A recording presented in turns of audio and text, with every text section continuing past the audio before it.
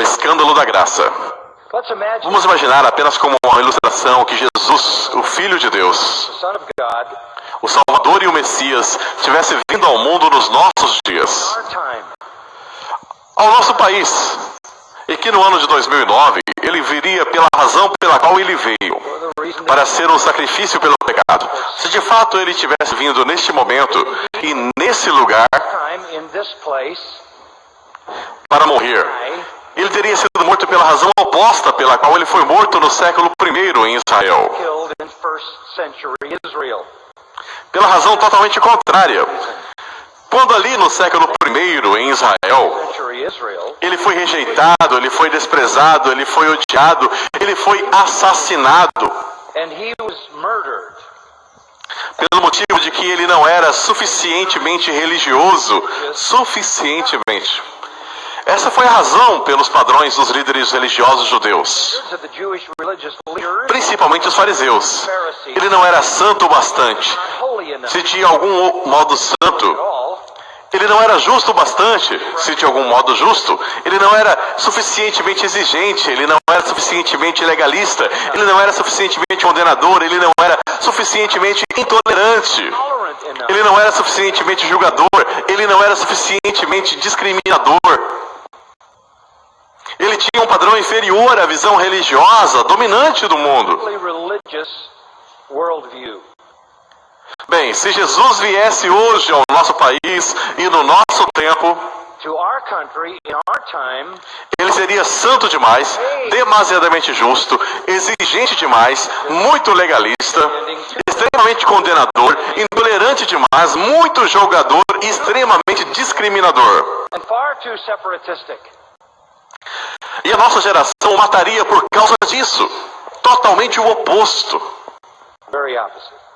Duas perspectivas diferentes. Duas sociedades diferentes em duas eras diferentes. A nossa cultura é altamente secular e extremamente imoral. A cultura deles era altamente religiosa e extremamente moral. Nós iríamos odiar Jesus por condenar pessoas boas. Eles odiavam por perdoar pessoas ruins. Tão logo nosso Senhor iniciou o seu ministério, os líderes judeus desenvolveram ódio contra ele. O motivo foi exatamente o que eu disse. Ele não era suficientemente santo. De fato, ele era tão irreligioso que eles concluíram que ele fazia o que fazia pelo poder de Satanás. Ele era tão profano que ele era energizado pelo próprio inferno.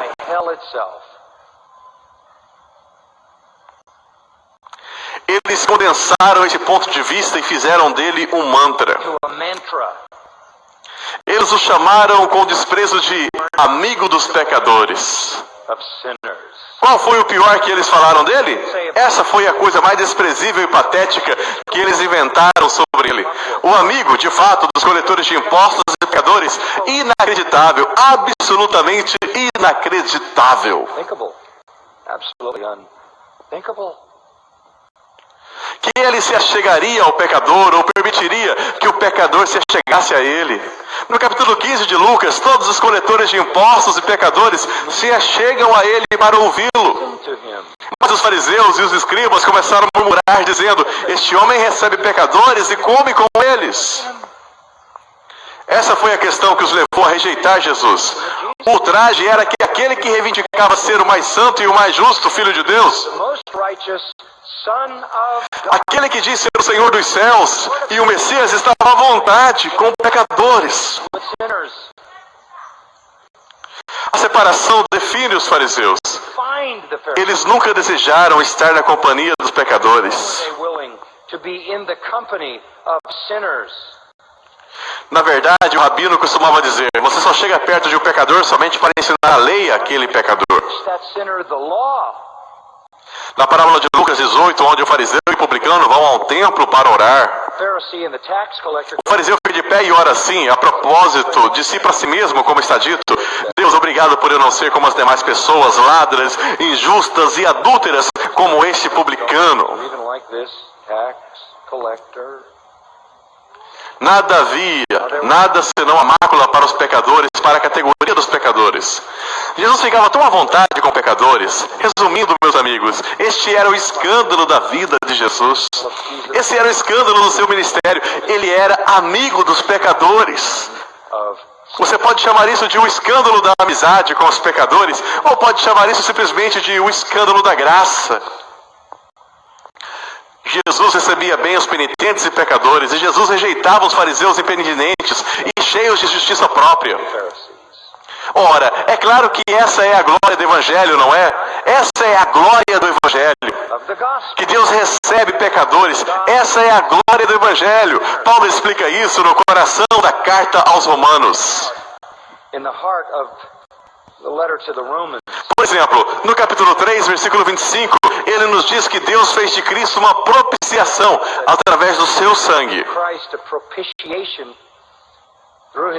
que proporciona um sacrifício que satisfaz a Deus, recebido pela fé. Ele diz, através da fé. Então o versículo 26 acrescenta que Deus se torna o justificador daquele que tem fé em Jesus.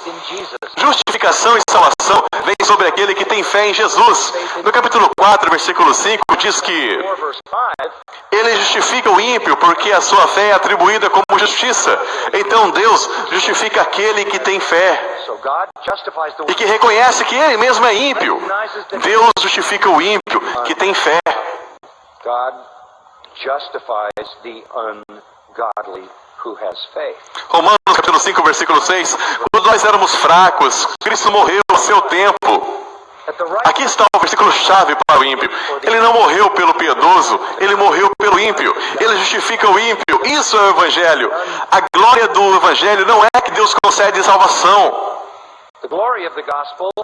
para pessoas que merecem ou que ele concede salvação, para pessoas que realizam ou para as pessoas que são suficientemente boas, justas ou santas. Mas o que ele concede salvação a ímpio, ao pecaminoso, ao injusto que crê em Cristo e se arrepende.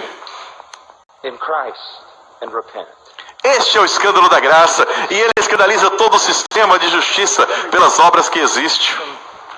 Essa é a diferença entre o Evangelho verdadeiro e todas as outras religiões. Ora, a passagem pela qual eu falei há pouco, isso é sobre o escândalo da amizade, ou o escândalo da graça, elas nos conduz realmente ao âmago, à essência do Evangelho. Vamos começar no capítulo 13, diz: de novo Jesus saiu para junto do mar, e toda a multidão vinha ao seu encontro, e ele os ensinava. Quando ia passando, viu a Levi, filho de Alfeu, sentado na coletoria, e disse-lhe: segue-me. E ele se levantou e o seguiu. E achando-se Jesus na mesa de Levi, muitos publicanos e pecadores estavam comendo com Jesus e seus discípulos, pois havia muitos deles.